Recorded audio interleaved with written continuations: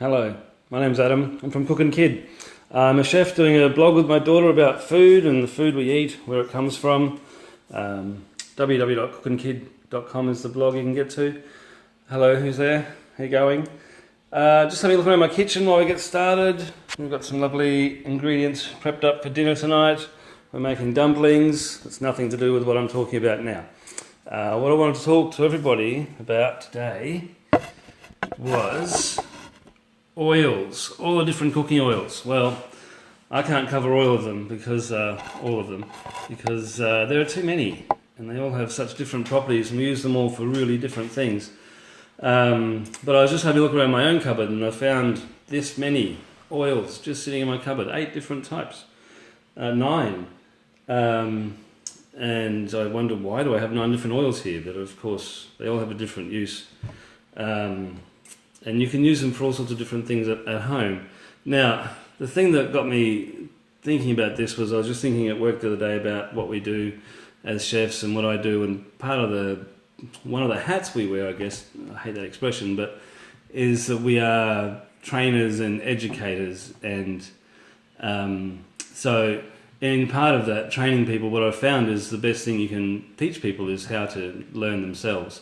So whether that's through observation or setting tasks to go and do their own homework or whatever is, well, up to the different student really. But when I saw all these different oils here, I thought, how do I tell you about all of them? I can't. I can just explain a few of them. The most common one you've probably got around your house is a good olive oil, which I've got here. This is an Australian one. And in here I've got my lovely extra virgin Italian olive oil. And here a really light one. They all have really different consistencies, different flavours, different uses. Olive oil is made by the pressing of an olive in a machine until all the juice comes out. Now, there's not just oil that comes out, there's juice and there's oil as well, and then that's extracted through a spherification sort of process. And then we're left with different grades of oil. You get olive oil, extra virgin olive oil, light olive oils. The extra virgin oils are the ones that are the purest, basically. They are pressed, the oil's taken out, and then you're just left with that. As they get weaker and lower grade, there's probably more mechanical process going on there to extract the oil, and sometimes some chemicals used as well, such as an olive pomace oil, for example. If you see an olive pomace oil, it's all of the must, all of the leftover oil business, and they then use some solvents and chemicals to extract that, and you end up with a vaguely olive oily kind of thing.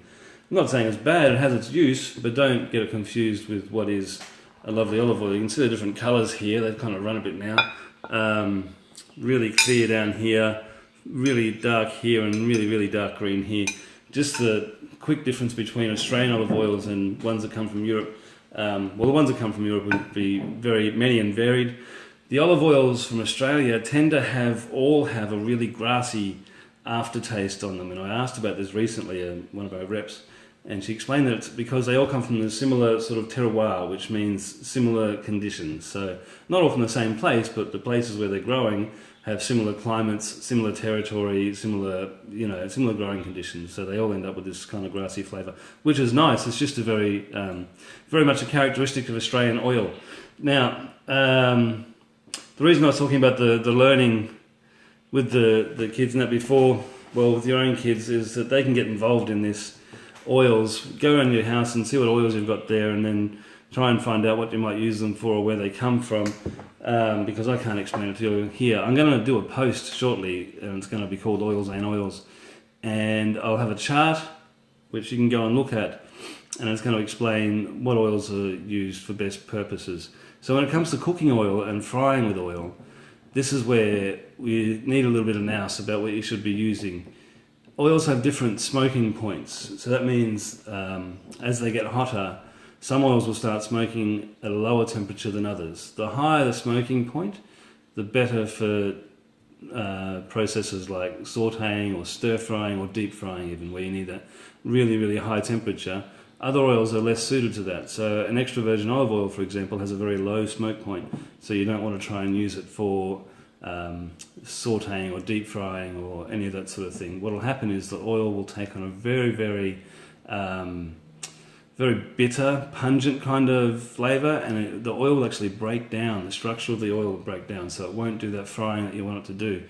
If you think, well, I'm going to make something really nice by frying it in olive oil, don't do it. A really light one you can get away with, but you're better off with a peanut oil or a canola oil, a rapeseed oil, which is, you'll hear rapeseed oil talked about a lot in American recipes. It's canola oil. It's the same thing. And corn oil as well. Those are the ones with the highest smoking points. Then there's all our lovely local oils. So avocado oil is beautiful. It's really nice. It's a cold press one. This one, I'm not saying they all are, but look at that colour. It's really, really deep green. Excuse my spoon. And it tastes like avocado. It's just delicious. It's lovely. But you wouldn't try and cook with it, but I'd put it on a salad, or I would marinate it, or I'd just dip some bread in it, and it's very, very tasty. One oil which is in our house at the moment, which is really popular with the sort of new health fads and stuff going around, is coconut oil. Lots of coconut products, I guess, going everywhere. Coconut water is everywhere, and I guess these things generally tend to bring new products to the market, and we've got coconut oil, I guess, as a byproduct. I can only imagine, because there's so much coconut being processed. It's everywhere. It was really hard to find a few years ago. And it's delicious. It solidifies at a pretty low temperature, like olive oil does, and it will melt, I guess. Well, it's solidified here in room temperature, so. But I have seen it on a summer's day go liquid in the fridge as well, in the cupboard, sorry. But whatever I put this on, tastes like coconut. I put it on my toast with some avocado, tastes like coconut.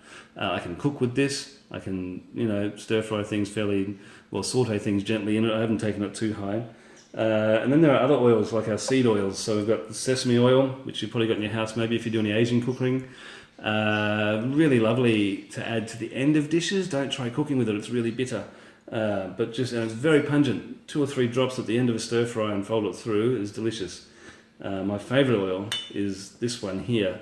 It's a pumpkin seed oil. I'm not here to sell these brands, by the way. They're just what I have in my house. And this one's made from the seeds of the pumpkin. They press them and you get this really viscous dark green oil, which tastes nutty. It doesn't taste like pumpkin. It just tastes really nutty.